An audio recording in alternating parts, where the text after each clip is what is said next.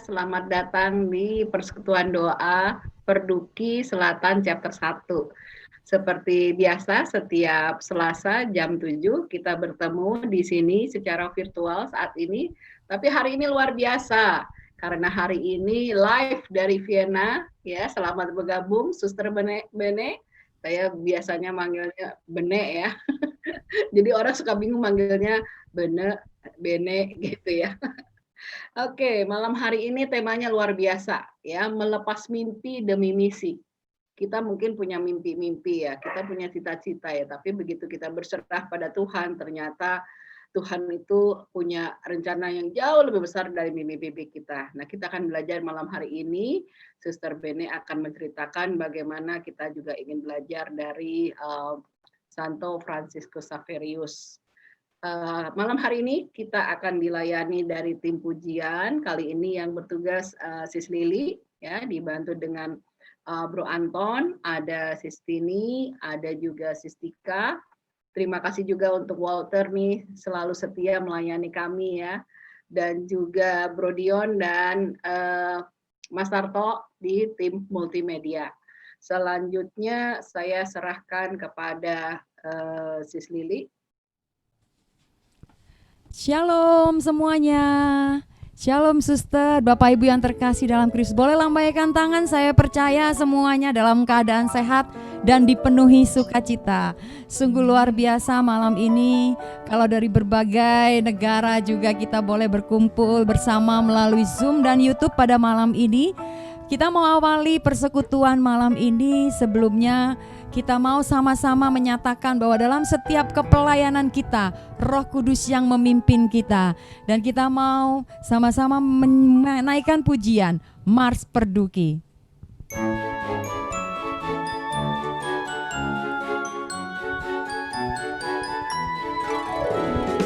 Roh Kudus, tolonglah kami dalam berkarya, mencari domba yang hilang sekitar kita, agar kita semua jadi percaya Yesuslah penebus dosa, dan iman kita tumbuh dalam kasih-Nya. Kita mau melayani sehati sejiwa, bersaksi bahwa tali kasih kita nyata. Janganlah kamu khawatir karena Allah Bapa memelihara sesuai firman moto perduki kita. Tetapi carilah dahulu kerajaan Allah dan kebenarannya, maka semuanya itu akan ditambahkan kepadamu.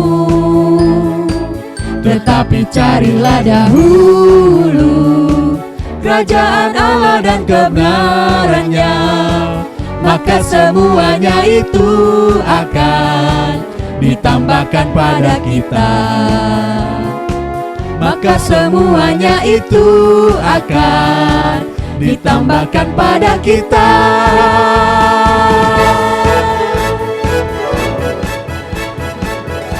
Puji Tuhan, kita percaya bahwa Allah selalu menyatakan kebaikan-Nya buat kita semua. Karena itu kita boleh sama-sama pada malam ini melalui Zoom dan maupun YouTube kita boleh sama-sama memuji Tuhan.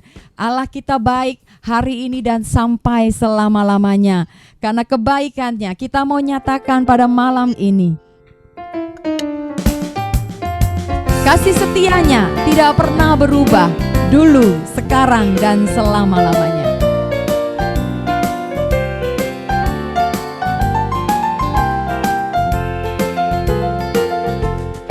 Allah itu baik, sungguh baik bagiku. Ditunjukkannya kasih setia-Nya, Dia menyediakan yang ku perlukan,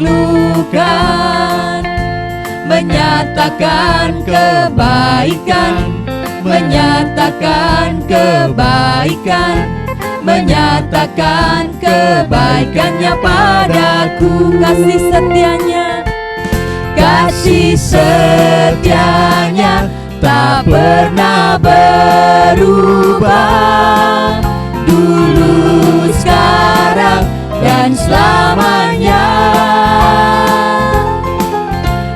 Ajaiblah kuasa dalam namanya, Yesusku luar biasa. Kasih setianya, kasih setianya tak pernah berubah, dulu, sekarang, dan selamanya. Sekarang dan selamanya. Ajaiblah kuasa dalam namanya, Yesusku luar biasa. Boleh angkat jempolnya, katakan Yesusku luar biasa. Yesusku luar biasa. Sekali lagi, Yesusku luar biasa. Yesusku luar biasa.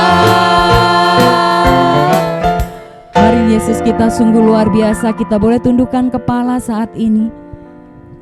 Bapa, Engkau sungguh baik, Engkau Allah yang maha baik, Engkau sungguh luar biasa di dalam kehidupan kami.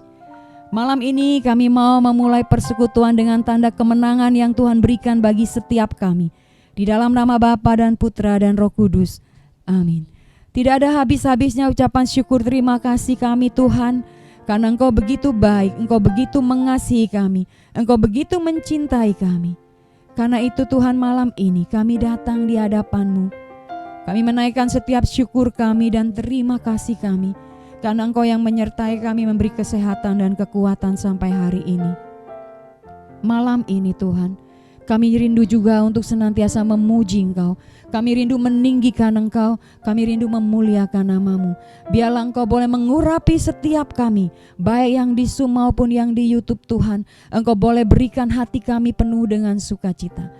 Kami menyerahkan persekutuan malam ini hanya ke dalam tangan-Mu. Kami percayalah Roh Kudus yang penuhi kami, dan roh puji-pujian boleh mengalir bagi setiap kami. Pada malam ini kami siap Tuhan memuji Engkau, bersorak bagi-Mu, karena Engkau Tuhan yang layak dipuji, Engkau Allah yang ajaib dan layak ditinggikan. Terima kasih Tuhan, di dalam nama Tuhan kami Yesus Kristus, Juru Selamat kami yang hidup dan berkuasa, kini dan sepanjang segala masa.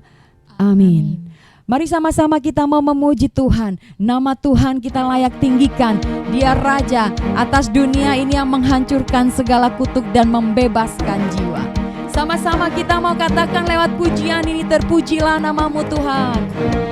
Terpujilah nama-Mu Tuhan, kuat dan penuh kemuliaan. Satu suara kami nyatakan, kebesaran-Mu tetap selamanya. Terpujilah, terpujilah nama-Mu Tuhan, ajaib dan penuh keagungan. Satu hati kami nyatakan, kerajaan-Mu kekal selamanya. Oh, oh, oh, oh, Engkaulah Raja atas dunia, yang menghancurkan kutuk dan membebaskan jiwa. Kami bersorak, bertepuk tangan. Engkau Tuhan berjaya dan memerintah untuk selamanya. Atas dunia, yang menghancurkan kutuk dan membebaskan jiwa. Kami bersorak, bertepuk tangan. Engkau Tuhan berjaya dan memerintah untuk selamanya. Engkaulah Raja atas dunia.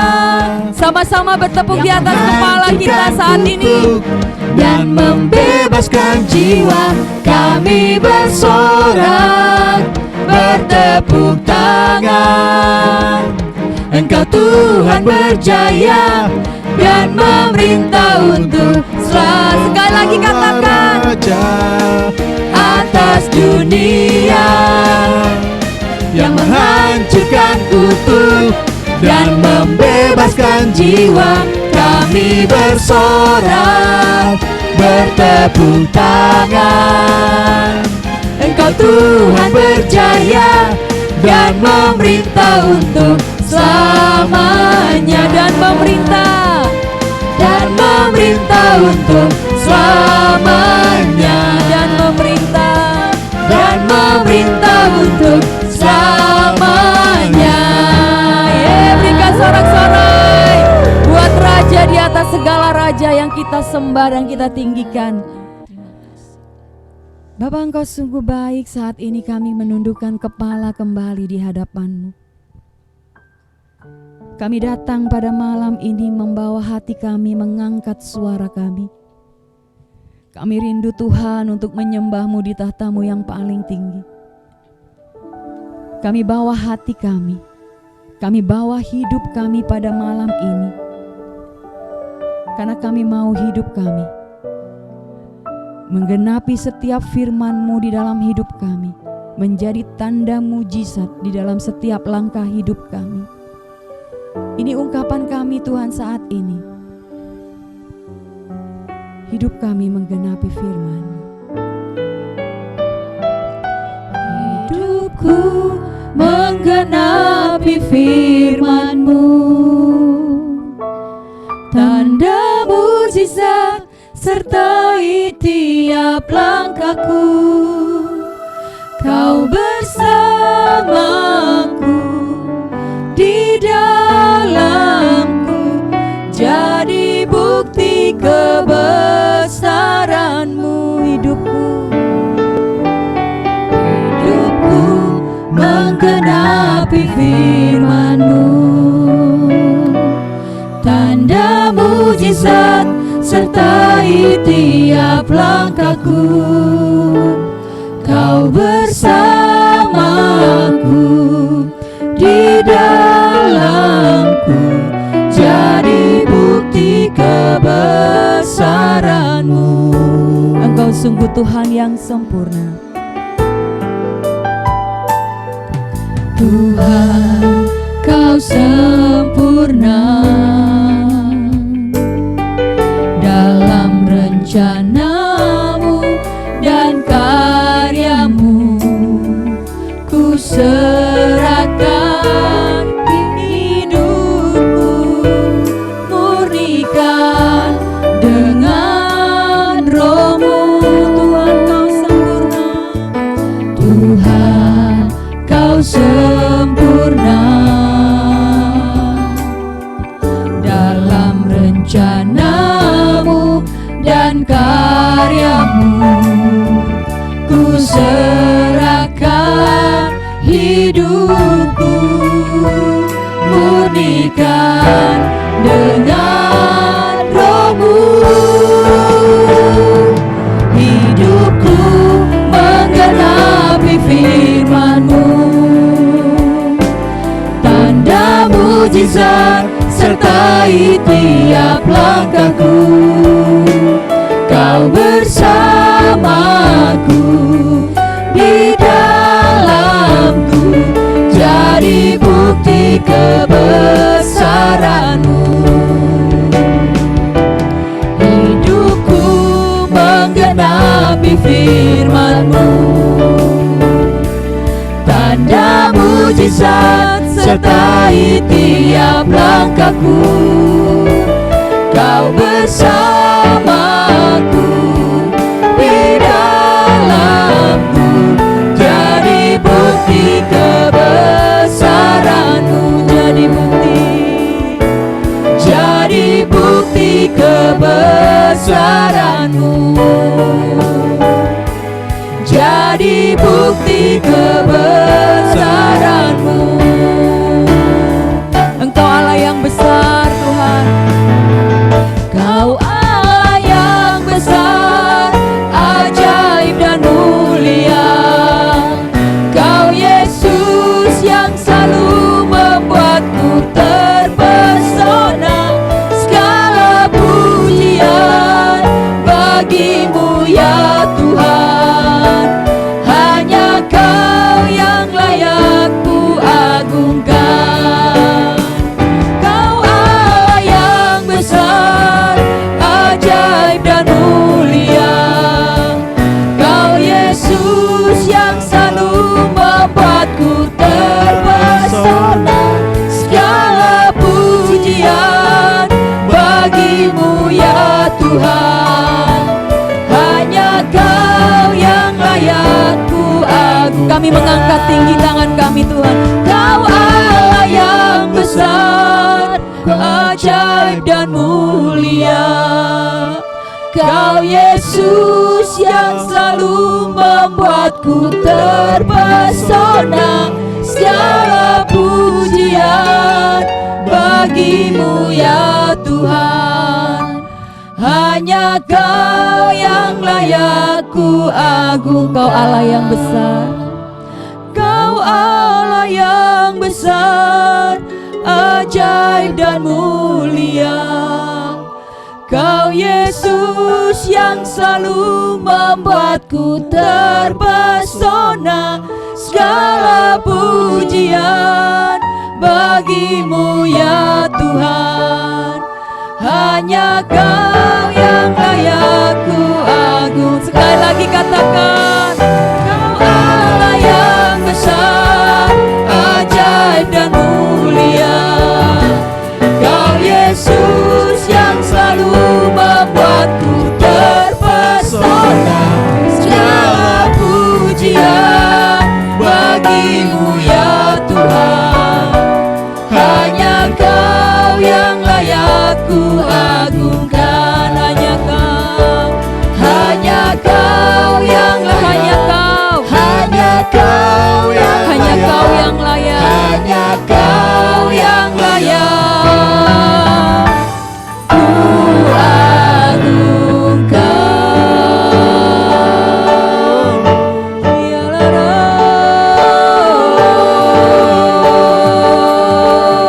kiara la la, ya la la,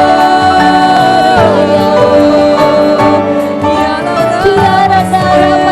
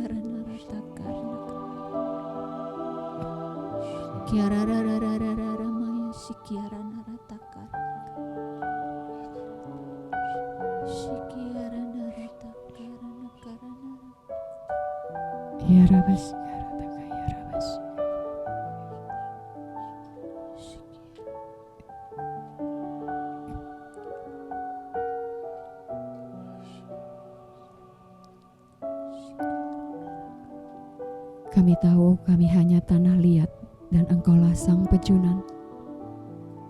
Engkau yang membentuk kami sesuai yang Kau ingini Tuhan.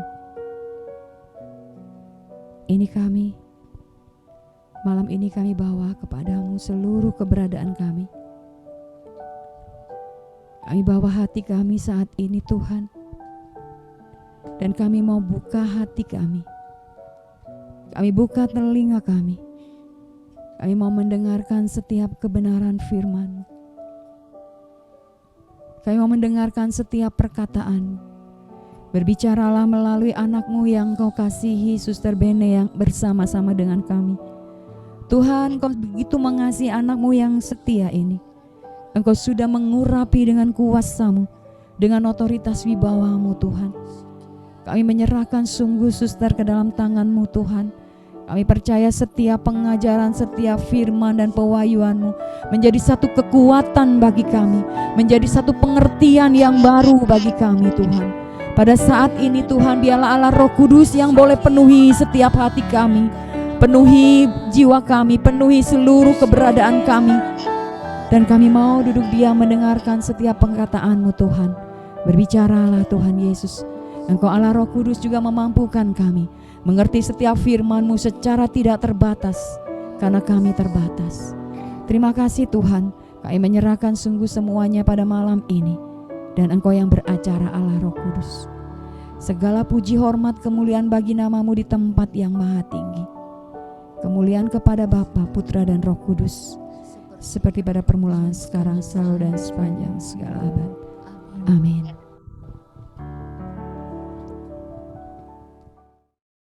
Terima kasih Sis Lili dan tim pujian. Selamat malam, Shalom, Suster, Bapak, Ibu yang baru bergabung. Malam hari ini kita dilayani oleh Suster Bene. Saya sudah mengenal Suster Bene cukup lama banget gitu ya. Waktu itu Suster Bene ini OMK di Pasar Minggu. Jadi kalau ditanya asalnya dari mana, nanti mungkin lebih detail ya Suster Bene. Dan Suster Bene ini alumni dari Strada dan Gonzaga, tapi juga alumni dari STF Triarkara ya. Malam hari ini kita mau dengar dari Suster Bene ya, melepas mimpi demi misi. Waktu saya share acara malam hari ini, ada teman di program, waduh judulnya serem bener gitu ya. Tapi sebenarnya kita semua dipanggil ya dengan rencana yang luar biasa yang disiapkan oleh Tuhan kita, Allah Bapa kita, yang luar biasa banget. Dan malam hari ini kita ingin dengar dari Suster Bene. Banyak yang mengira Suster Bene ini bukan suster loh, karena memang Suster Bene ini dari kongregasi MSSR. Nanti apakah itu silahkan Suster Bene ceritakan ya. Kongregasi yang memang dalam karyanya itu tidak pakai jubah ya, dan tidak pakai kerudung gitu ya. Nah ini yang menarik gitu ya. Tuhan mengatakan bahwa pergilah ke seluruh dunia, jadikanlah semua bangsa muridku, dan salah satunya ternyata Suster Bene ya, sudah pergi ke berbagai negara, dan inilah pelayanan misi milenial ya zaman saat ini. Dan kita akan belajar malam hari ini dari Suster Bene bagaimana diambil dari inspirasi dari Santo Franciscus Xaverius. Selanjutnya silakan Suster Bene. Selamat malam Indonesia, selamat siang juga yang ada di Wina, Austria. Shalom, Bro and Sis, terkasih dalam Kristus. Dari kota Wina, Austria, saya Suster Bene Xavier ingin mengajak Anda untuk merenungkan sebuah pesan. Melepas mimpi demi misi.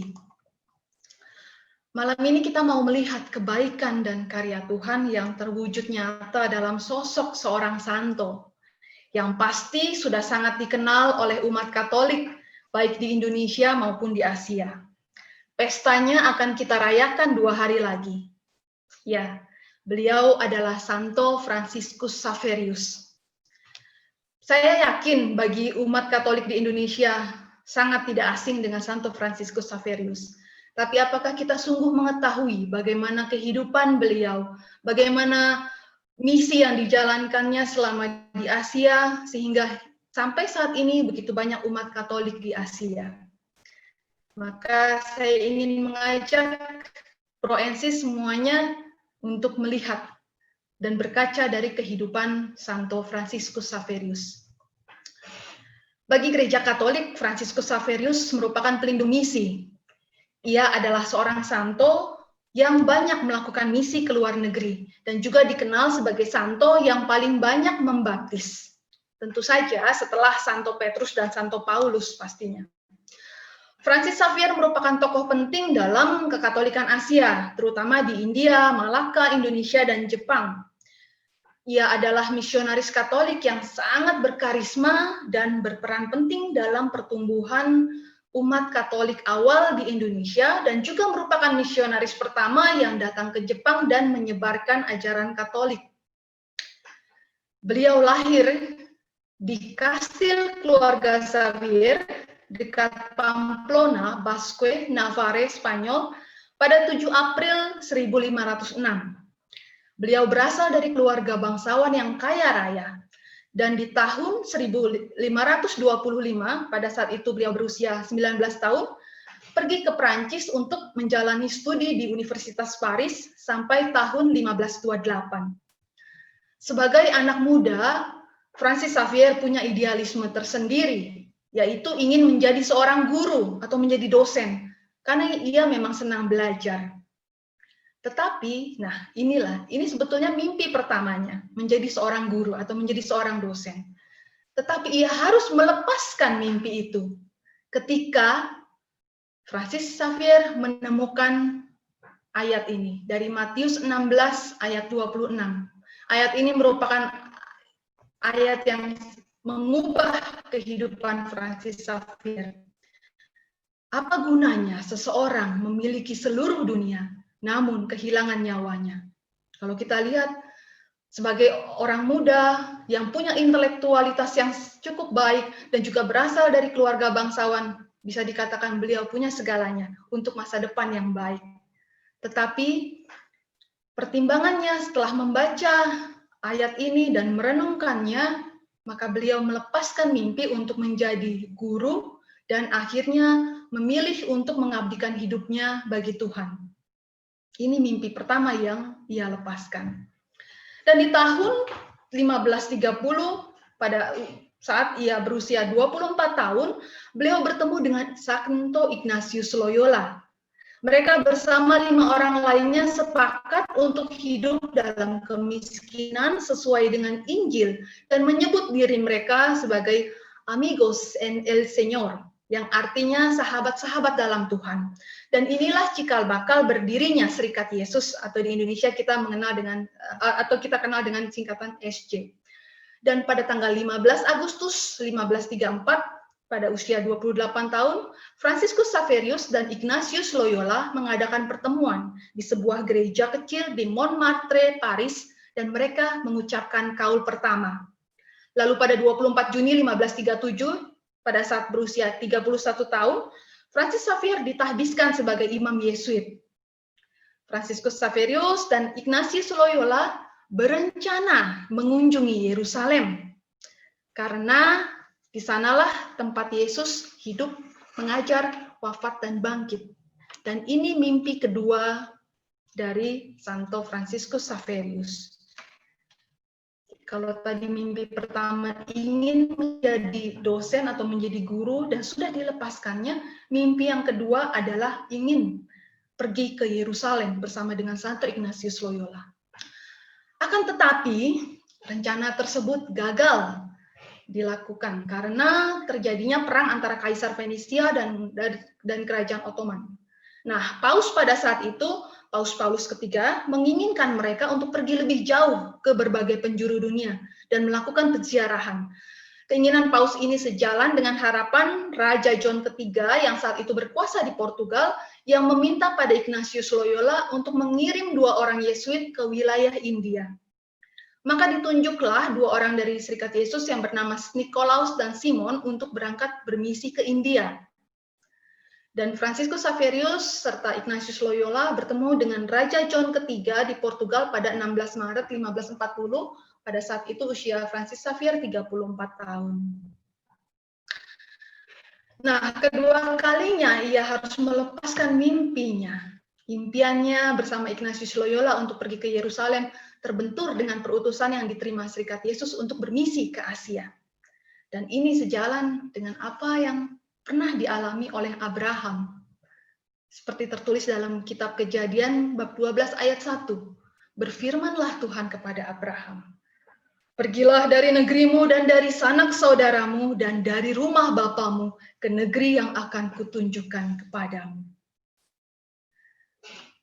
Santo Ignatius Loyola dan Franciscus Xaverius mendapat perutusan untuk ke Asia melalui Raja John ketiga dan juga Paus Paulus ketiga. Tetapi lagi-lagi rencana tidak dapat dijalankan karena yang sebetulnya harusnya pergi adalah Nikolaus dan Simon. Mereka sakit dan Ignatius Loyola mengatakan pada Franciscus Xaverius, Francis, inilah waktumu. Dan apa jawabannya? Inilah aku siap. Peristiwa itu terjadi pada tanggal 16 Maret 1540. Dan jawaban Franciscus Xaverius persis seperti apa yang tertulis dalam kitab Yesaya bab 6 ayat 8. Lalu aku mendengar suara Tuhan berkata, siapakah yang akan kuutus? Dan siapakah yang akan pergi untuk aku? Maka sahutku, ini aku, utuslah aku. Tepat di hari ulang tahun ke-35, pada tanggal 7 April 1541, Franciscus Xaverius meninggalkan Lisbon dan mendarat di Goa, di India pada tanggal 6 Mei 1542. Di sana Franciscus Xaverius diterima dengan sangat baik berkat kesalehan hidupnya dan pembelaannya bagi pribumi India yang banyak tertindas oleh pedagang Portugis. Ia berkeliling dari kampung ke kampung sambil membunyikan lonceng. Tujuannya supaya anak-anak berkumpul, sehingga Franciscus Xaverius bisa menyampaikan pengajaran katekese. Dan selama di India, Franciscus Xaverius bersama umat berhasil bergotong royong membangun 40 gereja. Hal ini dilakukan karena keinginan umat untuk memiliki rumah ibadah. Dan ia membaptis begitu banyak orang. Dan dalam suratnya kepada Ignatius Loyola, tanggal 15 Januari 1544, ia menulis, lenganku sering terasa sangat letih dan sakit, karena membaptis begitu banyak orang dan mengajari mereka kewajiban-kewajiban iman Kristiani dalam bahasa mereka. Bisa dibayangkan, pada tahun 1544 belum ada Google Translate, mungkin belum ada juga kamus pada saat itu, dan ia harus belajar juga bahasa setempat supaya bisa mengajarkan ajaran Katolik dan mudah diterima oleh masyarakat setempat. Setahun kemudian, pada tanggal 27 Januari 1544, Francis Xavier kembali mengirim surat ke Roma dan mengabarkan bahwa ia telah membaptis lebih dari 10.000 orang di India dalam waktu 1 bulan. Setelah berada di India selama 3 tahun, Franciscus Xaverius melanjutkan pelayarannya ke Malaka. Selama pelayarannya, hampir setiap malam Franciscus Xaverius menyediakan waktu bagi para pelaut untuk mendengarkan pengakuan dosa mereka, dan Franciscus Xaverius banyak menasihati mereka untuk hidup saleh. Nah, kemudian pada tanggal 14 Februari 1546, beliau saat itu sudah berusia 40 tahun, mendarat di Ambon. Selama ini yang saya tahu, atau mungkin sebagian besar dari kita tahu, adalah Franciscus Xaverius merupakan misionaris pertama yang datang ke Indonesia. Begitu apa yang saya terima di sekolah dulu. Tapi ternyata beliau datang tahun 1546. Sedangkan sejak 1538 sudah ada 7 desa yang sudah menerima penginjilan Katolik, yaitu Nusa Niue, Urimesang, Halong, Kilang, Soya, Ema, dan Hatiwe. Pertanyaannya adalah, siapa yang paling pertama kali misionaris yang datang ke Indonesia dan menyebarkan ajaran Katolik? Ada seorang imam diosis dari Keuskupan Goa, tapi beliau sebetulnya dari Portugis, yang bernama Simon Vaz. Beliau yang sudah datang lebih dahulu ke Indonesia, sehingga pada saat itu sudah ada 7 desa yang sudah menerima pengajaran Katolik. Tapi saya rasa karisma Santo Franciscus Xaverius begitu kuat sehingga beliaulah yang sangat melekat di hati dan di pikiran kita sebagai umat Katolik di Indonesia. Lalu, sebagai perwakilan Raja Portugis, Franciscus Xaverius juga sering diundang oleh raja-raja Indonesia untuk belajar iman Katolik dan juga untuk hubungan dagang dengan Portugis. Raja Ternate misalnya, yang sangat menerima Franciscus Xaverius dengan baik. Franciscus Xaverius selalu berusaha mempelajari bahasa setempat dan mengenali kebudayaan lokal sebelum menanamkan nilai-nilai Katolik bagi masyarakat setempat. Itulah yang membuat Franciscus Xaverius berhasil diterima oleh penduduk, terlebih karena sikapnya yang penuh kasih sayang. Keberadaan Franciscus Xaverius di Indonesia tidak lama, hanya sekitar 1 tahun. Namun kehadirannya sangat mempengaruhi pertumbuhan iman Katolik bagi masyarakat Ambon pada saat itu. Pertumbuhan umat Katolik Indonesia tidak lepas dari jasa Franciscus Xaverius dalam misinya di Indonesia. Dan selama di Indonesia, Franciscus Xaverius sering mengunjungi kelompok-kelompok kecil umat yang telah dibaptis, lalu mengarahkan orang-orang yang belum dibaptis untuk bergabung dengan kelompok yang sudah dibaptis.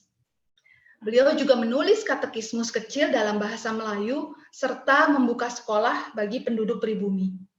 Ribuan orang dibaptisnya, dan setiap malam ia membacakan cerita-cerita kitab suci. Kemudian, di tahun 1547, pada usia 41 tahun, Franciscus Xaverius meninggalkan Indonesia untuk menuju ke Malaka. Dan dalam pelayaran itu sempat terjadi badai, dan salib yang biasa dibawa Franciscus Xaverius jatuh ke laut. Franciscus Xaverius tentu sangat sedih, karena salib itu menjadi andalannya. Lalu ia berdoa dan memohon kepada Tuhan supaya salibnya bisa ditemukan kembali. Dan keesokan harinya, keajaiban pun terjadi. Ketika kapal berlabuh dan Franciscus Xaverius duduk di pantai, datanglah seekor kepiting yang ternyata membawa salib Franciscus Xaverius yang semalam jatuh ke laut. Para pelaut tentu juga ikut bergembira, dan di Malaka, Franciscus Xaverius bertemu dengan Yajiro. Yajiro adalah seorang samurai Jepang yang melarikan diri karena dituduh membunuh. Lalu pada tanggal 20 Juni 1549, Franciscus Xaverius menulis surat kepada Raja John III yang isinya demikian. Menemukan kehendak Allah yang Maha Rahim dalam jiwaku, inilah karyanya, bahwa aku harus pergi ke Jepang. Akhirnya aku meninggalkan India untuk membawa misinya yang ditunjukkan bagi diriku untuk melayaninya di Jepang. Dari hambamu yang tidak berguna. Francisco. Kita lihat bagaimana Franciscus Xaverius mengatakan dirinya sebagai hamba yang tidak berguna. Sangat sejalan dengan apa yang tertulis dalam Lukas bab 17 ayat 10. Demikian jugalah kamu, apabila kamu telah melakukan segala sesuatu yang ditugaskan kepadamu, hendaklah kamu berkata, kami adalah hamba-hamba yang tidak berguna. Kami hanya melakukan apa yang harus kami lakukan. Dan pada tanggal 15 Agustus 1549, bertepatan dengan pesta Santa Maria diangkat ke surga, Franciscus Xaverius mendarat di Jepang bersama dengan Yajiro, tepatnya di kota Kagoshima. Pada saat itu Kagoshima merupakan pelabuhan yang paling mudah untuk dijangkau, karena posisinya paling selatan Jepang. Kagoshima sendiri merupakan kota kelahiran Yajiro, sekaligus merupakan pelabuhan utama di tanah Jepang pada saat itu. Beliau berada di Jepang selama 2 tahun 3 bulan dan melakukan misi di 6 tempat, yaitu di Kagoshima, Hirado, Yamaguchi, Kyoto, Bungo, dan Tanegashima. Di Jepang, Franciscus Xaverius menemukan kendala yang paling berat, berkaitan dengan bahasa Jepang yang amat sulit. Dan dikabarkan, ia membutuhkan waktu sampai 40 hari hanya untuk menerjemahkan 10 perintah Allah ke dalam bahasa Jepang. Di Kagoshima, tepat pada tanggal 29 September 1549, bertepatan dengan Pesta Malaikat Agung, Franciscus Xaverius diterima oleh Shimatsu Takahisa, yaitu kaisar dari suku Satsuma, dan beliau mendapatkan izin untuk melakukan misi. Jadi beliau diizinkan untuk mengajarkan kekatolikan kepada orang-orang Jepang, boleh membaptis, tetapi satu syarat, jangan membaptis para samurai. Itu pesan dari Shimatsu Takahisa. Dan Beliau di kuil Surumaru di Ichiki membaptis sekitar 100 orang, termasuk juga Yajiro yang dibaptis dengan nama Paulo de Santa Fe. Nah, kemudian beliau mengunjungi kuil Fukusoji, yaitu kuil milik Zen Buddhisme, dan menemui pimpinan di sana yang bernama Ninshitsu. Ninshitsu mengizinkan Franciscus Xaverius untuk melakukan misinya di Jepang. Beliau diterima dengan sangat baik. Dan panel yang ada di gambar di sebelah kiri, ini yang ada di Katedral Xavier di Kagoshima, untuk memperingati bagaimana Franciscus Xaverius diterima dengan baik oleh pemimpin Zen Buddhisme di Jepang pada saat itu. Dan kemudian beliau melanjutkan perjalanan ke Hirado. Pada September 1550, Franciscus Xaverius tiba di Hirado dengan ditemani beberapa orang Portugis yang bernama Torres, Fernandes, dan juga seorang Jepang yang telah dibaptis bernama Bernardo, dan tentu saja bersama Yajiro. Melihat kedatangan kapal Portugis, Kaisar Hirado yang bernama Matsura Takanobudoka menyambut Franciscus Xavier dan rekan-rekannya, serta mengizinkan Franciscus Xaverius untuk melakukan misinya.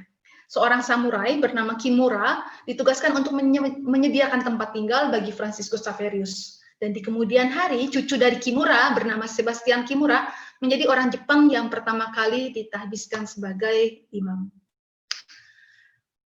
Dan ini peninggalan gereja yang dibangun untuk mengenang Santo Franciscus Xaverius di Hirado. Selanjutnya, perjalanan ke Yamaguchi. Di abad ke-16, Yamaguchi merupakan wilayah paling makmur di Jepang, dan kebudayaan di sana dikenal dengan istilah Ouchi culture. 2 kali Franciscus Xaverius mengunjungi Yamaguchi, yaitu tahun 1550 dan 1551. Kaisar Ouchi yang bernama Yoshitaka menyambut baik kedatangan Franciscus Xaverius, dan respon masyarakat Yamaguchi bisa dibilang yang paling baik di antara wilayah Jepang lainnya. Dan seorang Yamaguchi dibaptis dengan nama Lorenzo, kemudian ia menjadi orang Jepang pertama kali yang bergabung dalam Serikat Yesus. Selanjutnya perjalanannya adalah ke Kyoto. Dalam bayangan Franciscus Xaverius, Kyoto merupakan wilayah yang sangat menjanjikan bagi misinya. Kenapa? Karena pada saat itu Kyoto merupakan ibu kota Jepang. Dan meskipun menempuh pelayaran yang teramat sulit dari Yamaguchi ke Kyoto, setibanya di Pelabuhan Sakai, Franciscus Xaverius disambut dengan sangat hangat oleh keluarga Hibiya dan Konishi. Kedua keluarga ini yang kemudian menjadi pilar utama berdirinya gereja di wilayah tersebut. Tapi sayang, impian misi Franciscus Xaverius ke Kyoto sirna. Ini impian ketiganya. Ia ingin ke Kyoto, tetapi tidak tercapai karena pada saat itu jalur menuju Kyoto rusak parah akibat peperangan dan tidak mungkin ditempuh. Akhirnya di tahun 1551 Franciscus Xaverius kembali ke Hirado, dan pada waktu itu kondisinya sudah semakin menua meskipun usianya bisa dibilang masih muda. Dari Kyoto ia menuju ke Oita. Kaisar muda dari Bungo yang bernama Otomo Yoshihige telah lama bersahabat dengan orang-orang Portugis yang datang ke Jepang, dan mendengar berita tentang Franciscus Xaverius, ia mengundangnya untuk datang ke Bungo. Nah, harapan Franciscus Xaverius yang sempat sirna karena tidak berhasil menuju Kyoto, akhirnya tumbuh kembali setelah ia memenuhi undangan Otomo Yoshihige untuk datang ke Bungo. Ia punya harapan bahwa Otomo Yoshihige tertarik untuk menjadi seorang Kristiani. Dan benar, tapi membutuhkan waktu sangat lama. 26 tahun setelah kematian Franciscus Xaverius, Otomo Yoshihige baru dibaptis menjadi Katolik, dan ia memilih nama baptis seperti Franciscus Xaverius, yaitu Francisco. Kemudian surat dari India diterima oleh Franciscus Xaverius yang isinya meminta para misionaris Portugis untuk kembali ke India. Franciscus Xaverius pun ingin memenuhi panggilan tersebut, dan dalam pelayarannya menuju India, beliau sempat singgah di pelabuhan Misi Omote yang letaknya di Pulau Tanegashima di ujung selatan Jepang. Tetapi sayang sekali, belum sampai di India, baru sampai di Jepang, tepatnya di Sanchian. Beliau tiba di Cina, di Sanchian, dan kondisinya sakit parah. Dan tidak lama, hanya sekitar 2 minggu di Sancian, beliau meninggal dunia pada tanggal 3 Desember 1552. Pada saat itu usianya masih 46 tahun. Dan sebelum wafatnya ia mengucapkan, "Ya Tuhan, padamu aku percaya." Percaya. Di akhir hidupnya, kata yang ia ucapkan adalah percaya. Saya ingin mengajak kita melihat ke bacaan Yohanes bab 6 ayat pertama ayat 29. Inilah pekerjaan yang dikehendaki Allah, yaitu hendaklah kamu percaya kepada Dia yang telah diutus Allah. Apa pekerjaan kita? Percaya. Lalu di ayat selanjutnya, ayat 40, dan inilah kehendak Bapakku, yaitu supaya setiap orang yang melihat anak dan yang percaya kepadanya beroleh hidup yang kekal, dan supaya aku membangkitkannya pada akhir zaman. Apa tujuan dari kita percaya? Supaya memperoleh hidup kekal, dan supaya kita dibangkitkan pada akhir zaman.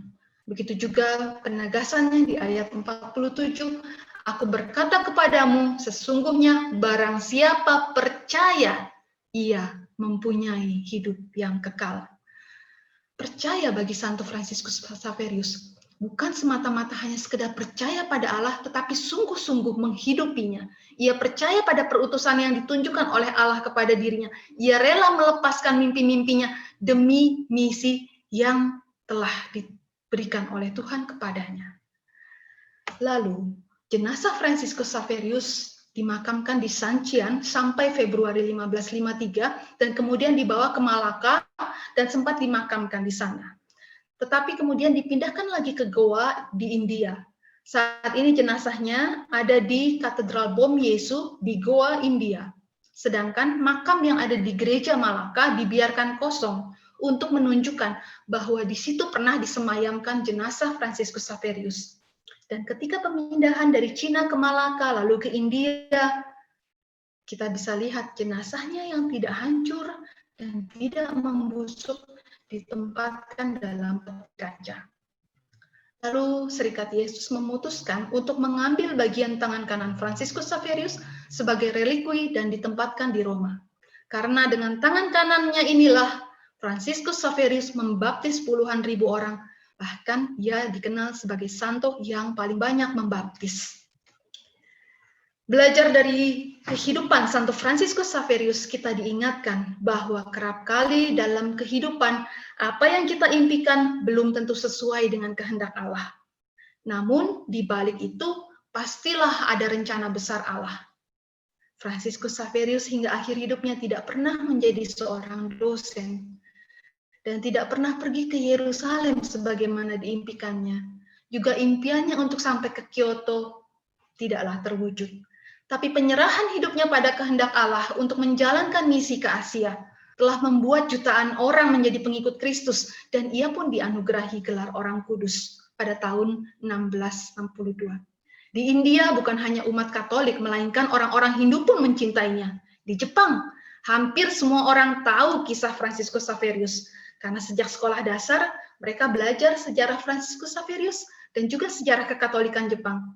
Bahkan pemerintah Jepang membuat monumen, taman, dan juga jalan-jalan dengan nama Fransiskus Xaverius.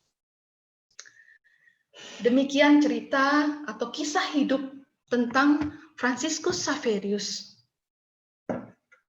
Sangat inspiratif bagi kita sebagai umat Katolik, bagaimana kita bisa merelakan seringkali apa yang kita inginkan belum tentu tercapai.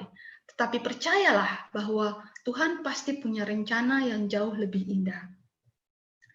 Dan kalau boleh saya sharing tentang pengalaman hidup saya, ketika SMA, saya punya impian ingin sekali pergi ke Vatikan, ke Basilika Santo Petrus. Karena guru agama saya dulu almarhum Romo Ferdinandus Kuswardianto atau Romo Anto begitu sering menampilkan foto-foto gereja yang ada di Italia, dan saya punya impian itu.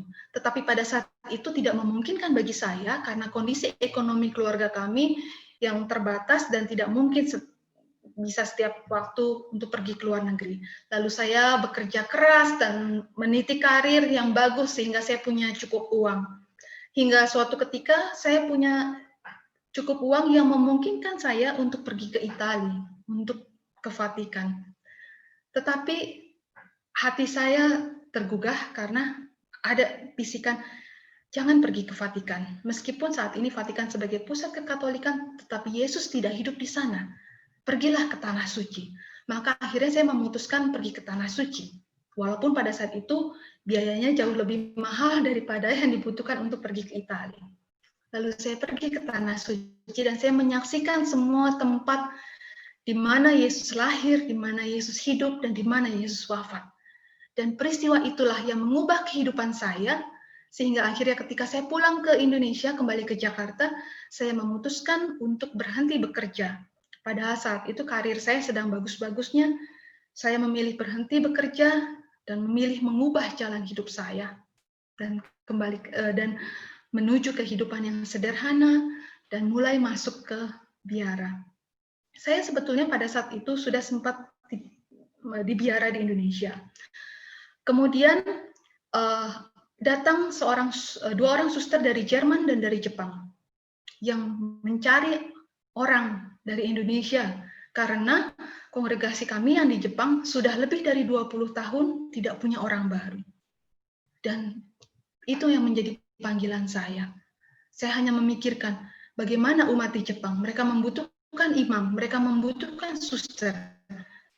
Tetapi apa yang akan terjadi dengan kongregasi ini? Kalau lebih dari 20 tahun mereka tidak punya anggota baru, maka terancam akan ditutup.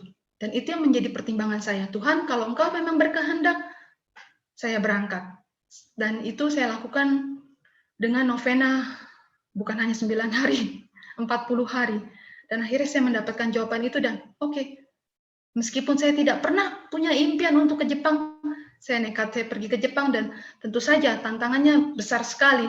Karena hidup di dalam biara, di negara sendiri aja tantangannya banyak, terlebih hidup di biara dan itu di negara lain.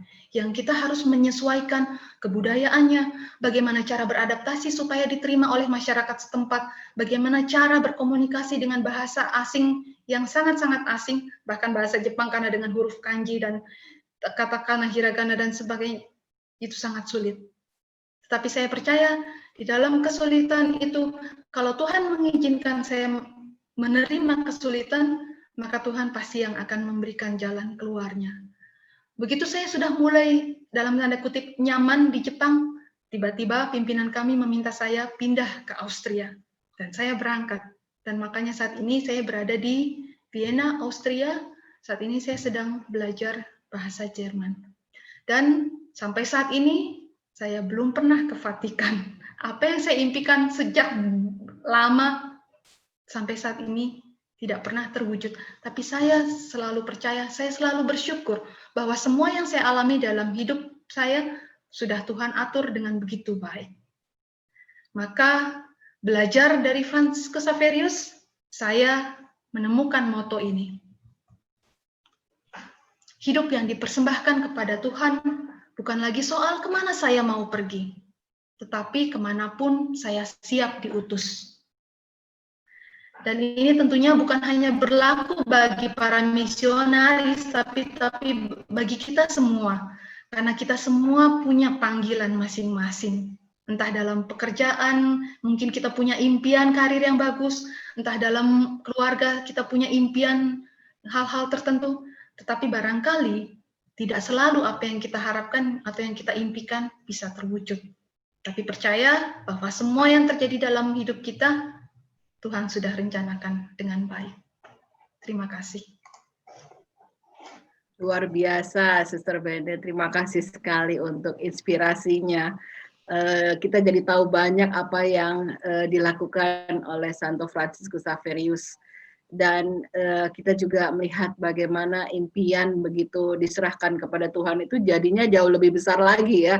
Siapa yang nyangka ya dari tangan seorang santo itu bisa 10.000 dibaptis dalam 1 bulan. Itu kalau saya hitung-hitung ya, Suster Ben ya, itu 8 jam sehari aja, 1 jam itu 40 orang gitu ya. Jadi nggak heran kalau tangan kanannya jadi religi. Baik Bapak Ibu sekalian, ini saat yang luar biasa. Kita punya waktu dengan Sister Bene. Kalau ada pertanyaan silahkan. Mungkin yang pertama sambil nunggu yang lain, Sister Bene sekarang pelayanannya apa jadinya ya? Karena nggak pakai jubah kan ya? Iya, waktu di Jepang saya selain mengajar sekolah minggu di salah satu paroki, juga bersama dengan kelompok orang asing, komunitas Katolik untuk orang-orang asing yang ada di Keuskupan Kagoshima. Juga saya bekerja sebagai tour guide di Katedral Kagoshima. Karena jadi tour guide itulah, makanya saya banyak belajar sejarah kekatolikan Jepang dan juga tentang Santo Fransiskus Xaverius. Karena ketika bertugas ya saya harus menjelaskan semua itu. Begitu. Juga saya sering terlibat dalam kegiatan-kegiatan bukan dalam lingkup gereja, tetapi untuk lingkup orang-orang asing yang ada di Jepang untuk belajar bahasa Jepang atau saling mengenal kebudayaan satu sama lain. Itu waktu di Jepang, dan sekarang di Austria karena saya fokus utamanya untuk belajar bahasa Jerman, tetapi saya juga membantu mengajar di sebuah sekolah dasar alternatif. Tapi sekarang karena Austria sedang lockdown, jadi sekolahnya juga sedang libur. Sister Bene ini memang hobinya teater ya, dari saya kenal, kita ketemu di Jesus Christ Superstar ya Sister Bene. Nah, Ya. apa yang membuat, ya ada pertanyaan menarik nih, Ya. Sister Bene ini memutuskan menjadi suster padahal lagi karirnya lagi mencor ini ya. Setelah yang itu tadi, setelah kejadian di Yerusalem itu, Ya. bagaimana Sister? Saya percaya sebetulnya, saya tahu. Jadi gini, di usia 12 tahun saya itu mengalami suatu mimpi berjumpa dengan Tuhan Yesus dengan suatu pesan. Dan pesan mimpi itu ditafsirkan oleh almarhum Romo Krismanto. Dan itu yang selalu mengganggu hati saya. Ketika usia 18 tahun, lulus dari SMA Gonzaga, saya itu sebetulnya sudah mendaftar ke salah satu kongregasi di Jakarta. Dan itu semua selalu saya lakukan rahasia. Jadi keluarga nggak tahu, teman nggak tahu, pokoknya saya selalu cara sendirian aja. Saya sendirian umur 18 tahun datang ke kongregasi, saya mau masuk gitu, mau daftar. Terus pastor di sekolah saya yang juga pembimbing spiritual saya menasihatkan, kamu masih terlalu muda, usianya 18 tahun, sekolah dulu, cari kerja dulu. Oke, saya turuti. Dan akhirnya karena sukses di karir, lupa. Tapi justru ketika karir itu sedang bagus-bagusnya, ketika saya sedang punya segala-galanya, karir bagus, uang ada, teman banyak, tapi ada di hati yang nggak tenang. Karena saya merasa dalam tanda kutip, saya seperti punya hutang pada Tuhan yang belum saya jalankan. Gitu. Dan itu selalu membuat khawatir dalam hati saya. Dan ternyata betul ketika akhirnya saya memutuskan untuk berhenti bekerja dan masuk ke biara, saya tenang, seperti ibaratnya kalau orang punya hutang terus udah dibayar gitu, tenang. Jadi sebetulnya itu sudah tahu sejak kecil, bukan sesuatu yang mendadak. Cuman sekarang terlihatnya mendadak karena nggak banyak yang kadang nggak tahu, orang-orang nggak tahu, begitu. Ya menarik memang Sister Bene ini.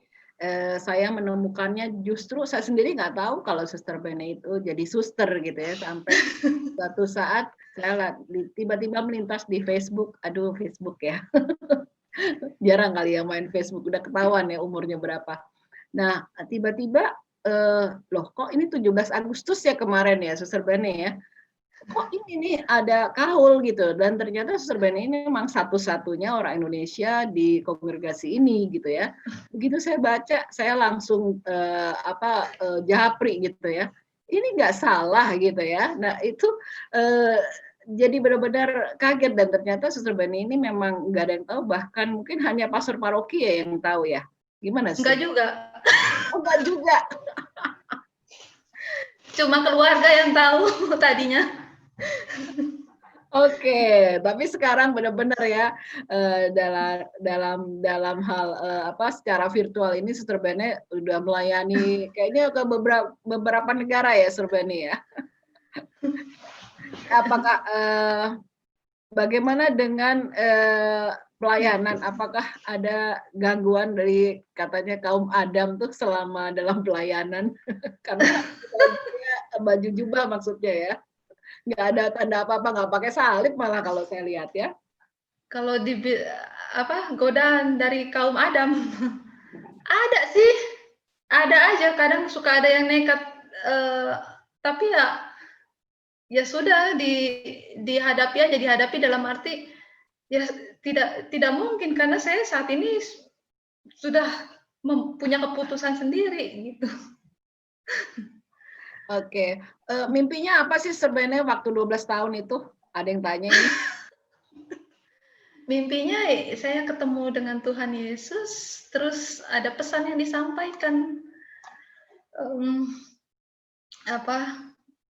Saya naik ke atas gunung, terus di seberang gunung itu ada gunung batu dengan wajah Yesus, dan dari situ ada pesan, lihat ke bawah, kamu harus turun ke bawah, banyak orang yang harus diselamatkan di bawah.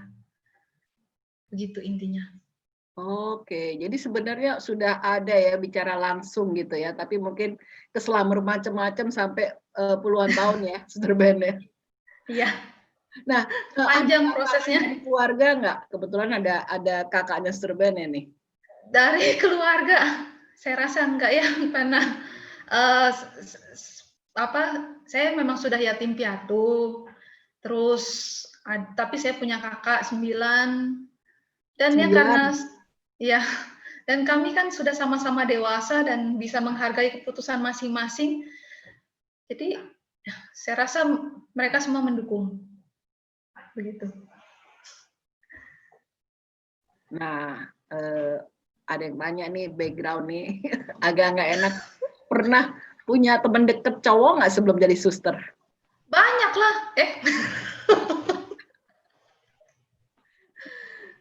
Yang intim maksudnya?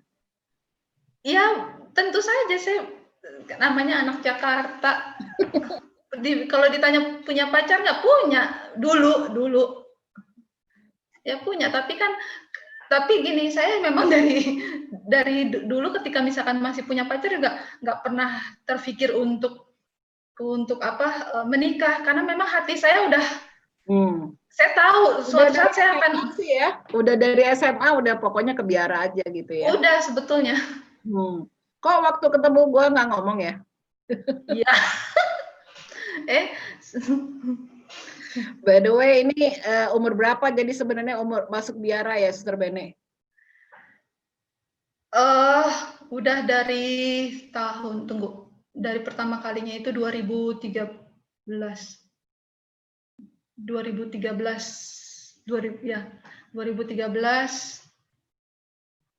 itu, tapi di kongregasi yang awal ya, karena kan saya sudah sempat sempat pindah kongregasi. Iya. Ya, karena kan yang sekarang ini kan lain lagi dengan apa yang di Indonesia, kan kongregasi kami di Indonesia tidak ada. Kalau begitu karena tidak pakai jubah, ini ada yang tanya, identitasnya apa ya? Apakah memang nggak penting orang tahu bahwa Suster Ben ini suster gitu? Jadi begini, hampir semua dari kami memang ya satu pasti tidak pakai baju bebas, dan paling menggunakan salib aja, kalung salib gitu. Tapi ini saya tunjukin di sini, saya lagi pakai jaket ini. Jaket kongregasi, jadi seperti ini. Oke. Memang terutama juga kalau di Eropa itu bukan hal yang itu hal umum. Para suster-suster itu pakai baju biasa, bukan hanya kongregasi kami, tapi banyak kongregasi lainnya yang juga seperti kami tidak mengenakan seragam. Begitu. Bahkan kalau di Eropa itu nggak pernah naruh ordonya ya? Iya, jarang sekali. Bahkan juga sering nulis nama aja gitu. Jadi nggak pakai suster, nggak pakai father gitu ya? Jarang. Kadang pakai, kadang enggak. Oke, ada pertanyaan nih dari si Agnes. Apa sih impian lainnya yang belum terwujud? Tadi kan ada menyerahkan mimpi demi misi ya. Siapa tahu masih ada impian lain nih, Suster Bene. Kalau impian pribadi sebetulnya saya ingin sekali kembali ke Jepang dan berkarya bagi umat Katolik di Jepang. Tetapi kan lagi-lagi sebagai misionaris dan ya saya tentu harus taat pada pimpinan. Kalau nanti pimpinan bilangnya bukan ke Jepang tapi misalnya ke negara lain ya saya berangkat begitu. Dengar-dengar bakal ke Ukraina ya, belajar Ukraina lagi ya, bahasa Ukraina. Jadi bisa bahasa Suster Bene. Tunggu, mungkin iya, karena kongregasi kami kan memang menggunakan 4 bahasa, yaitu bahasa Jerman, bahasa Jepang, bahasa Spanyol, dan Ukraina. Waduh. Dan saya, iya, waktu di Indonesia, kebetulan memang saya sudah pernah studi bahasa Spanyol, terus sekarang Jepang juga sudah bisa, Jerman juga sudah bisa, ya, Dan bahasa barangkali mungkin saja, mungkin saja. Tagalog bisa ya? Bahasa Tagalog bisa sedikit-sedikit. Suster Bene ini pernah di Filipina juga. Bukan bahasa Tagalog sih di waktu di Filipina itu Cebuano. Oke, bahasa daerahnya ya. Iya, betul. Ada pertanyaan lagi. Kalau jadi suster boleh gabung di tim SAR nggak nih? Ini pertanyaannya. Maksudnya ini mau dikirim kemana nih? Saya rasa sejauh diizinkan pimpinan bukan tidak mungkin. Ya semua kan yang penting kan semua seizin dari pimpinan. Oke, ini banyak pertanyaan nih dari Bro Alphonse. Di Australia ada kasus orang suster yang diserang oleh imigran asli Afghanistan. Bagaimana isu ini? Karena isu imigran yang cukup marak di Eropa ya. Iya. Ya, memang belakangan ini, bulan November ini 2 kali terjadi serangan dari kelompok teroris kepada yang kejadian pertama memang mungkin tidak ditujukan kepada orang-orang Kristen, tapi secara umum karena teroris itu menembaki secara brutal. Dan kejadian terakhir beberapa hari yang lalu ada seorang perempuan yang memukul kepala seorang rabi Yahudi. Tapi saya melihat bahwa pemerintah Austria cukup serius untuk menangani persoalan tersebut dan sekarang juga semakin diperketat. Tapi satu sisi juga kan kita sebagai bentuk cinta kasih ya kan tidak mungkin juga untuk menolak kedatangan para imigran. Sebaliknya justru kita harus memberikan tempat, memberikan fasilitas juga bagi para imigran. Begitu. Ya, itu kan salah satu pesan Tuhan Yesus ya, berikan tempat bagi orang asing itu juga termasuk para imigran dengan segala konsekuensi. Betul. Ada pertanyaan menarik dari Bro Alphonse nih. Suster kan melayani OMK ya, bagaimana pelayanan OMK di Austria. Terus mungkin nggak OMK Indonesia ini difasilitasi juga oleh Suster Bene ketemu OMK Austria. Siapa tahu gitu ya, ada panggilan-panggilan untuk selibat atau panggilan untuk itu sakramen pernikahan antar bangsa. Menarik nih, Bro, kayaknya udah sepik-sepik nih. Bukan tidak mungkin, bisa saja itu dilakukan ke depannya. Kayaknya ini ada yang mau interview Suster Bene nih. Umur berapa sih sebenarnya nih waktu mutusin jadi suster? Bro and sis sekalian, kita ini zaman milenial ya. Jadi sekarang Suster Bene ini udah millennial sister ya. Jadi panggilannya benar-benar sudah mendunia ini. Bisa berbagai negara, bisa berbagai bahasa asing, sesuai sekali dengan amanat agung. Pergilah ke seluruh dunia, jadikanlah bangsa-bangsa muridku. Nanti silakan yang tanya usia langsung japri aja ya, kan Suster. Ini yang mana yang Yang penting apa? Yang penting yang masih jomblo siapa tahu bisa jadi Suster Bene ya, karena Suster Bene udah berkarir aja bisa jadi suster. Oke, begini. Mungkin kalau beberapa kongregasi di Indonesia yang saya tahu memang ada batasan umur, begitu. Tapi untuk di Eropa jarang batasan usia. Jadi kalau ada pemudi dari Indonesia yang merasa terpanggil dan ingin bergabung, tentu saja sangat terbuka. Begitu. Saya saat ini usianya 40 tahun. Masih muda dong, muda banget. Iya, kalau untuk Jerman, Austria, dan Jepang saya paling muda.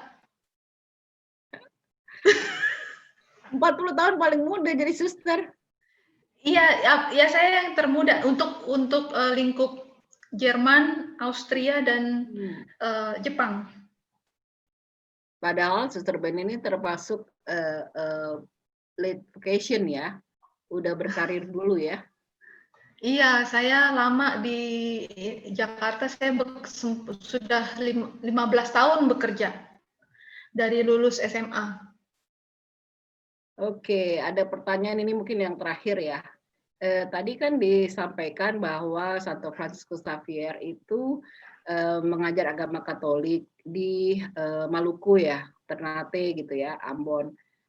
Padahal di sana juga banyak Protestan. Kira-kira yang dibaptis berapa banyak yang di sana? Karena mayoritasnya kan Protestannya. Begini, yang jelas ketika tahun 1538 sejak kedatangan Pastor Simon Vaz itu 7 desa sudah dibaptis Katolik.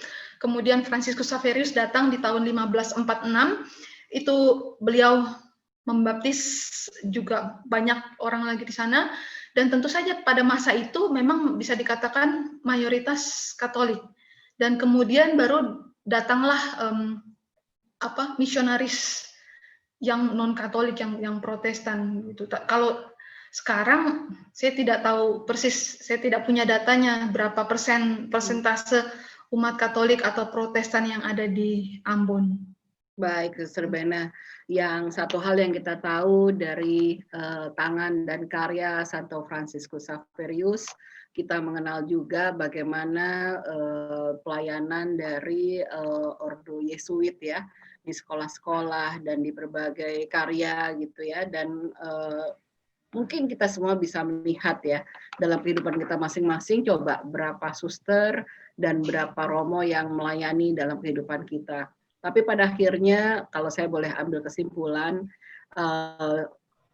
kita diutus untuk pergi ke seluruh dunia. Setiap kita memiliki panggilan, entah itu sebagai selibater, apakah itu sebagai pasutri ya. Mari kita melihat lagi apakah mimpi-mimpi kita berani persembahkan kepada Tuhan sampai akhirnya seperti Santo Fransiskus Xaverius, rencana Tuhan itu membuat karyanya luar biasa ya, mendunia gitu ya. Dan kita bersyukur Suster Bene sudah mengharumkan Indonesia juga ya, menjadi wakil Indonesia di MSSR, dan saya percaya Suster Bene juga Tuhan pakai untuk membawa banyak anak muda itu datang kepada Tuhan. Kadang kita mesti berdoa ya para Bapak Ibu sekalian, kita punya anak-anak, apakah bisa misalnya Tuhan panggillah anak-anakku, utuslah mereka gitu ya. Kalau kita nggak keburu jadi suster, jadi romo, kenapa nggak anak cucu kita gitu ya. Terima kasih Suster Bene untuk pelayanannya luar biasa hari ini live dari Vienna. Untuk selanjutnya kita akan masuk di dalam doa syafaat. Saya persilahkan kepada Mbak Lili, Sis Lili. Puji Tuhan, mari saat ini kembali kita tundukkan kepala di hadapan Tuhan.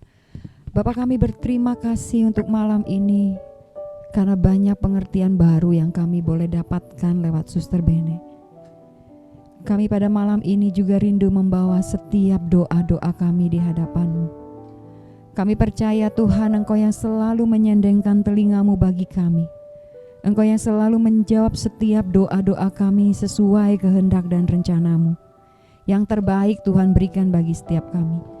Kiranya malam ini juga Tuhan boleh berkati anak-Mu yang Kau kasih, Suster Bene, yang boleh berbagi, yang boleh menyampaikan firman-Mu, pengajaran pada malam ini. Biarlah Tuhan itu kiranya menjadi satu pengertian baru, dan tidak hanya kami dengar, tapi boleh kami lakukan di dalam hidup kami. Dan kami percaya Tuhan terus memberkati anak-Mu yang setia ini. Engkau mengurapi dengan kuasa-Mu dan melindungi dan menjagai senantiasa. dan setiap pelayanannya sungguh memuliakan nama-Mu. Terima kasih Tuhan, pada malam ini kiranya saat ini kami mau sampaikan setiap doa-doa kami dari hati kami yang terdalam. Untuk itu kami mohon, kabulkanlah doa kami ya Tuhan. Bagi bangsa dan negara, semoga Bapak menerangi mereka para pemimpin masyarakat, juga Bapak Presiden Jokowi, agar apa yang mereka lakukan didasarkan rasa tanggung jawab dan belas kasih. Semoga tercipta rasa aman di negeri di mana kami berpijak, baik di pemerintahan pusat maupun daerah. Jauhkan negeri kami ya Tuhan dari kejahatan teroris yang bisa memecah belah bangsa kami. Untuk itu kami mohon, Bukanlah doa kami ya Tuhan.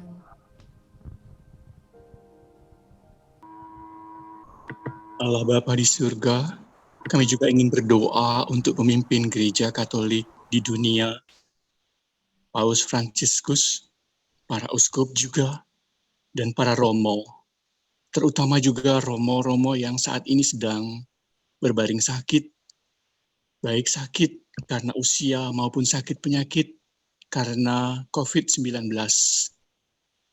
Tuhan berikanlah kekuatan, kebijaksanaan, roh hikmat kepada mereka semua agar dalam memimpin umat, kasih karunia-Mu selalu menyertai mereka dan sukacita ada pada mereka yang berasal daripada-Mu. Kami mohon, kabulkanlah doa kami, ya Tuhan. Kami juga ingin berdoa untuk teman-teman komunitas BCS 1, khususnya mereka yang saat ini sedang dalam kesulitan, termasuk kesulitan pekerjaan, di mana tidak sedikit mereka yang mungkin kehilangan mata pencaharian, mungkin selesai kontrak, atau bahkan ada yang pensiun. Biarlah Engkau sertai setiap mereka agar rahmat, kesehatan, kebaikan, dan sukacita apapun yang terjadi ada pada mereka karena semua berasal daripada-Mu. Kami mohon, kabulkanlah doa kami, ya Tuhan. Tuhan Yesus yang baik, Engkau tahu kerinduan kami ya Tuhan. Engkau tahu apa yang kami inginkan, kiranya Tuhan boleh berikan kepada kami sesuai dengan waktu-Mu ya Tuhan. Karena itu kami mohon, Bukanlah doa kami ya Tuhan.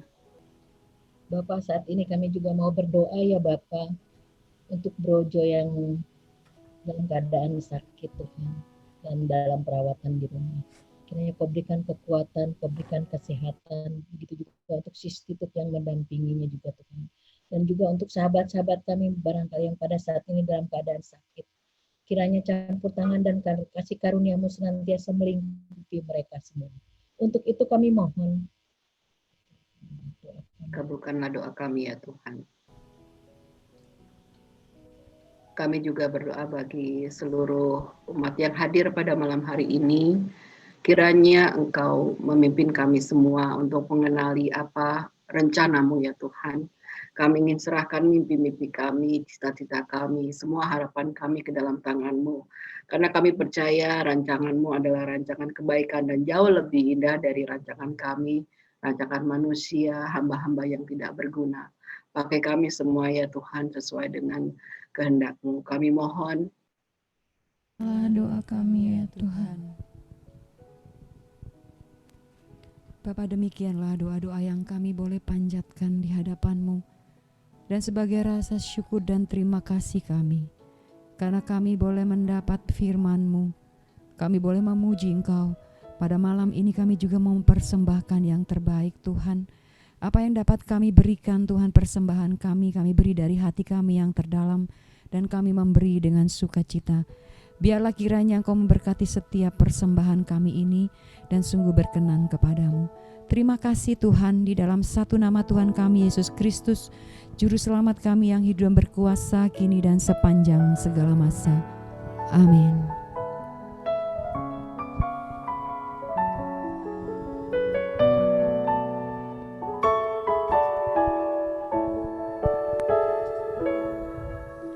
Seperti wanita mengurapimu, menangis di bawah kakimu. Demikian hidupku mau mengasihimu. Yesus, Engkau baik bagiku. Seperti wanita mengurapimu, menangis di bawah kakimu. Demikian hidupku mau mengasihimu. Yesus, Engkau baik bagiku. Sampai akhir ku menutup mata, ku tetap setia menanti janjimu. Sampai ku dapatkan mahkota kehidupanku, ku tetap setia untuk melayanimu. Sampai akhir ku menutup mata, ku tetap setia menanti janjimu. Sampai ku dapatkan mahkota kehidupanku, ku tetap setia untuk melayanimu. Ku tetap setia, ku tetap setia untuk melayanimu. Ku tetap setia untuk melayanimu.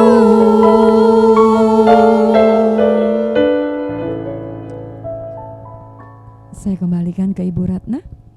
Terima kasih Sisili.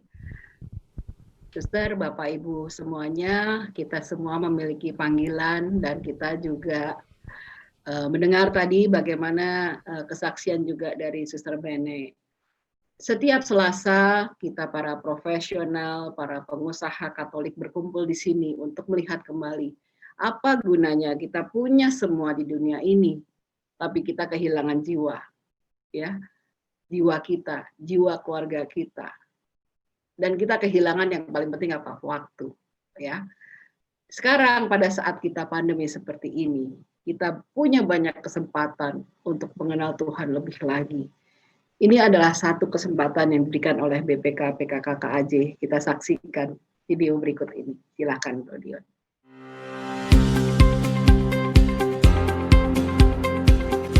Shalom seluruh umat Katolik dimanapun Anda berada. BPK PKK Keuskupan Agung Jakarta menyelenggarakan sebuah webinar series. Akan hadir 3 narasumber yang sungguh diberkati Tuhan. Yang pertama adalah Monsinyur Siprianus Hormat, beliau adalah Uskup Ruteng.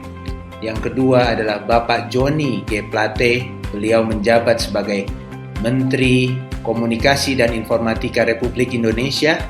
Yang ketiga, sungguh luar biasa, Ibu Sinta Kamdani, beliau adalah Wakil Ketua Umum Kadin. Ketiga narasumber akan membagikan insight-insight, pandangan-pandangan, hal-hal yang mungkin belum kita ketahui dari sudut pandang pengusaha, sudut pandang pemerintah, dan sudut pandang rohani. Maka mari kita bergabung hari Sabtu ini, 5 Desember 2020, pukul 4 hingga pukul 6. Sampai jumpa Bapak Ibu semua, Tuhan Yesus memberkati.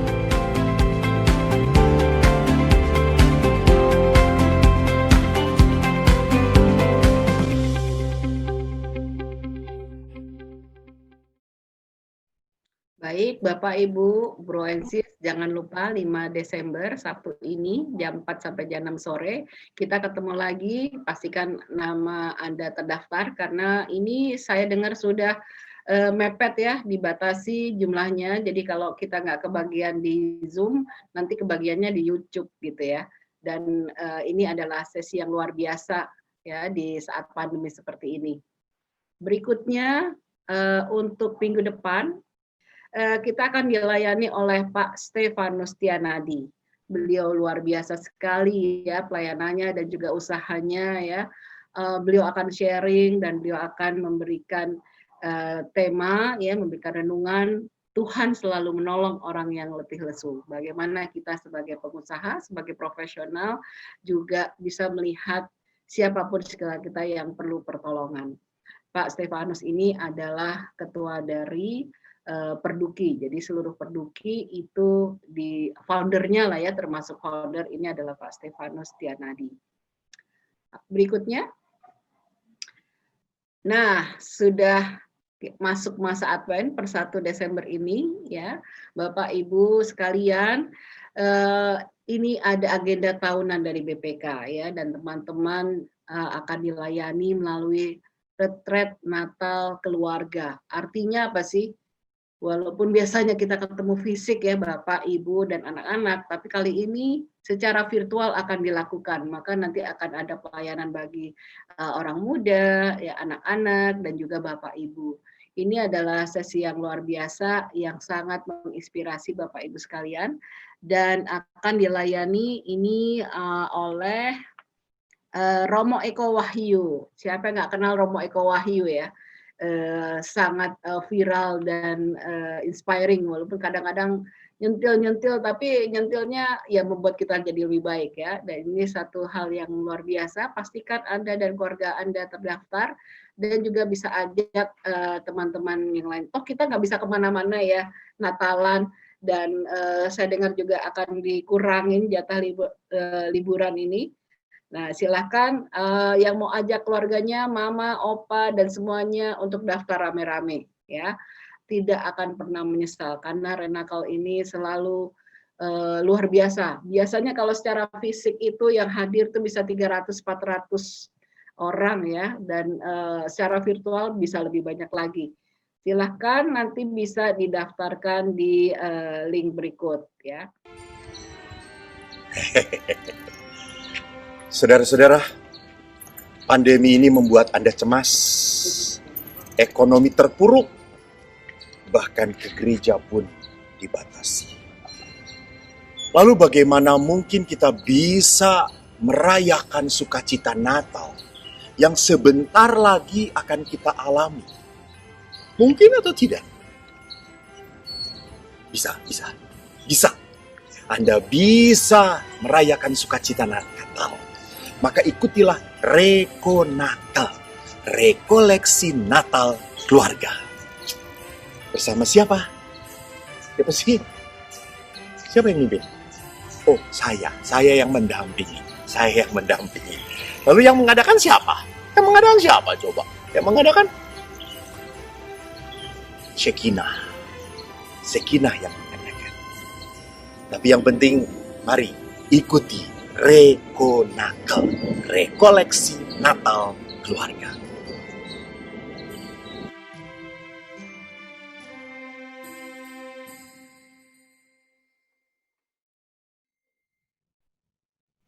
Jadi catat tanggalnya 26 sampai 27 Desember dari pagi hingga siang hari ya. Jadi sangat disarankan untuk keluarga bisa bersama-sama merayakan Natal secara virtual ya.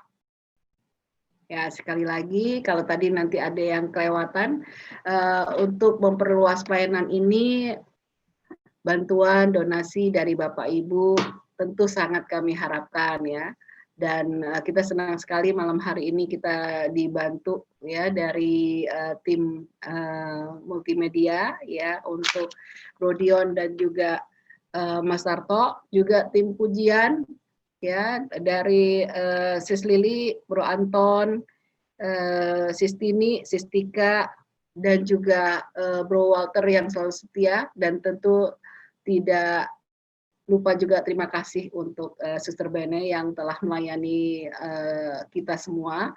Dan Suster Bene ini walaupun jauh di Austria itu rajin loh ikut sekarang di Perduki ya, hampir setiap Selasa malam selalu hadir.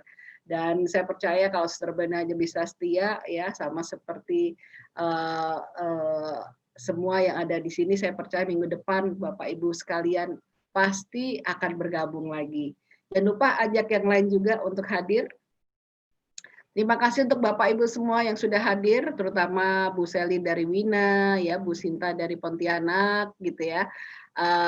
Lalu ada Bro Daniel dari Tangerang, ya. Terima kasih banyak juga buat yang baru bergabung. Nanti kita bisa ngobrol lagi setelah ini. Saya kembalikan dulu ke Sis Lili. Pada malam ini akhirnya kita sampai di penghujung persekutuan doa dan kita mau menutup dengan doa. Nanti saya mohon untuk Romo Kris yang hadir bersama-sama kita untuk memberikan berkat bagi setiap kita semua. Sekali lagi Tuhan, kita mau datang pada malam ini mengucap syukur untuk semua kebaikan yang Tuhan beri. Terima kasih untuk firman yang boleh kami dengar. Terima kasih kesempatan kami boleh memuji dan meninggikan Engkau pada malam ini. Tuhan, apa yang kami dengar pada malam ini lewat setiap kebenaran firman-Mu menjadi satu kekuatan bagi kami untuk kami boleh melakukan di dalam hidup kami. Biarlah Tuhan, segala sukacita yang boleh kami rasakan, kami tahu itu daripada-Mu dan boleh kami bagikan kepada orang-orang di sekitar kami. Kemanapun Engkau mengutus kami, kemanapun Engkau membawa kami, di sana kami boleh menjadi berkat. Ini kami Tuhan, Engkau tahu kedalaman hati kami, Engkau tahu kerinduan kami. Biarlah kiranya Tuhan boleh pakai setiap kami sesuai kehendak dan rencana-Mu.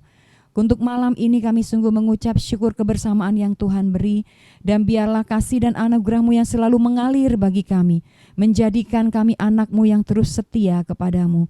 Dan kami bersyukur Tuhan untuk semua yang Tuhan berikan sampai hari ini dalam hidup kami.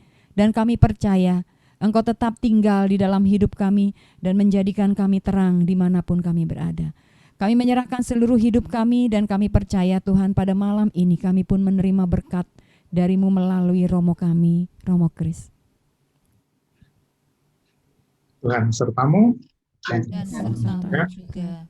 Semoga teman-teman sekalian beserta dengan karya, segala upaya, segala kerja profesi usahanya, serta pengabdiannya diberkati oleh Allah yang Maha Kuasa, Bapa dan Putra dan Roh Kudus. Amin. Amin. Baik, makasih. Selamat malam semuanya. Terima kasih banyak Romo. Terima kasih Romo. Bapak Ibu dan Saudara terkasih, mari kita akan menutup persekutuan malam ini. Kita percaya setiap kita yang sudah dipilih Tuhan, setiap kita yang sudah dikuduskan dan ditetapkan, kita mau pergi untuk memberikan kemuliaan bagi nama Tuhan dan mau sama-sama katakan lewat pujian ini, kita dipilih dari segala bangsa. Kita dipilih dari segala bangsa. Kita dipilih jadi umat-Nya. Kita dipilih dan dikuduskan-Nya. Bawa kemuliaan hanya bagi Dia. Terimalah kemuliaan, terimalah kemuliaan dan hormat kami. Terimalah sembah kami, pujian kami. Terimalah kemuliaan dan hormat kami. Terimalah sembah dan pujian kami. Tunjuk yang di depannya, katakan kamu. Kamu dipilih dari segala bangsa. Kamu dipilih, kamu dipilih jadi umat-Nya. Kamu dipilih dan dikuduskan-Nya. Bawa kemuliaan hanya bagi Dia. Terimalah kemuliaan dan hormat kami. Terimalah sembah kami, pujian kami. Terimalah kemuliaan dan hormat kami. Terimalah sembah dan pujian kami. Terimalah sembah dan pujian kami. Terimalah sembah dan pujian kami. Puji Tuhan, Tuhan Yesus memberkati. Sampai bertemu Selasa yang akan datang. Sekarang saatnya kita foto bersama. Boleh